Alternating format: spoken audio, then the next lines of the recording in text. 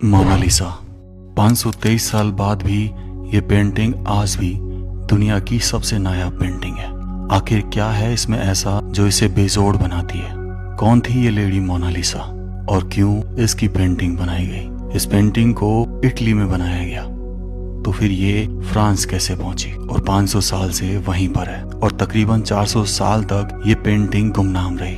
अचानक से 1911 में ये वर्ल्ड की फेमस पेंटिंग बन गई। 400 साल बाद क्या हुआ था 1911 में ऐसा?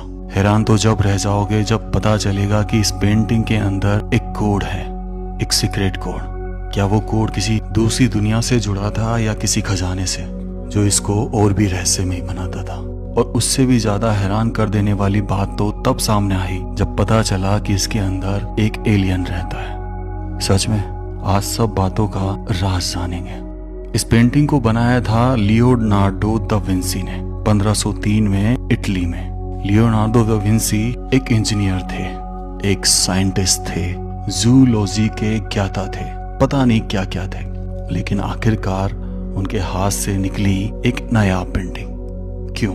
और इस पेंटिंग को बनाने में 16 साल लग गए। फिर भी ये पेंटिंग अधूरी रह गई। अधूरी रहने के बाद भी दुनिया की महान पेंटिंग है। तो चलिए जानते हैं मोनालिसा कौन थी। मोनालिसा के बारे में बहुत सारी थ्योरी हैं, लेकिन पहली बार बताया था 1550 में जॉर्जियो वसारी ने, जिन्होंने लियोनार्डो दा विंसी की आत्मकथा लिखी। इनके अनुसार ये लेडी जो इस तस्वीर में है उसका असली नाम लीजा गेरार्डिनी है, जिनकी शादी हुई थी सिल्क ट्रेडर के साथ, जिनका नाम फ्रांसेस्को डेल जियोकोंडो था, और इन्हीं ने अपनी वाइफ की पेंटिंग बनवाई थी लियोनार्डो दा विंसी से। यहीं से इनका असली नाम पता चला, जो शादी के बाद लीजा गेरार्डिनी से हो गया था लीजा जियोकोंडो। जियोकोंडो का मतलब होता है हंसमुख, और इनकी पेंटिंग में इनकी मुस्कुराहट ही आज तक रहस्यमय बनी हुई है, जिसके लिए पेंटिंग आज भी जानी जाती है। कभी तो ये आपको हंसती हुई नजर आएंगी और कभी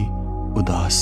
आप जिस दिशा में जाएंगे ये आपको देखती हुई नजर आएगी। तो ऐसा क्या राज था मुस्कान में? तो सबसे पहले आपको बता दो कि इस पेंटिंग को किसी पेपर पे नहीं बनाया गया था। इस पेंटिंग को बनाया गया था एक लकड़ी के ऊपर। उस लकड़ी पर यूज किए गए थे ऑयल पेंट्स। इस पेंटिंग में कहीं भी आपको ब्रश के निशान नहीं दिखेंगे, इतनी बारीकी से इस पेंटिंग को बनाया गया था। 1503 में ये पेंटिंग लियोनार्डो दा विंसी ने बना दी थी, लेकिन उसके बाद उनको फ्रांस के राजा से एक इनविटेशन आता है और वो इटली से इस पेंटिंग को अपने साथ लेकर फ्रांस चले जाते हैं। यहीं पर वो दिन रात मेहनत करते हैं इस पेंटिंग को और निखारने में। सबसे ज्यादा काम उन्होंने किया मोनालिसा की मुस्कान।